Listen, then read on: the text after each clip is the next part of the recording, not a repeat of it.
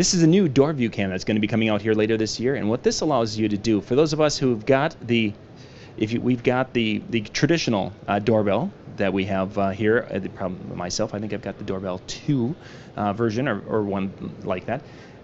If you don't have room for the doorbell, this will allow you to have two things. One, it will allow you a peephole, so you can actually slide that down and we can look out and see what we're going to be seeing. So we can add this to our peephole of our door. Just close that. Battery goes inside right there. But it also gives you a outdoor camera so that you can see what's going on, and you can access this via the Ring app. There's your little button for pushing the doorbell, and once that activates, it will notify your cell phone if you're not home.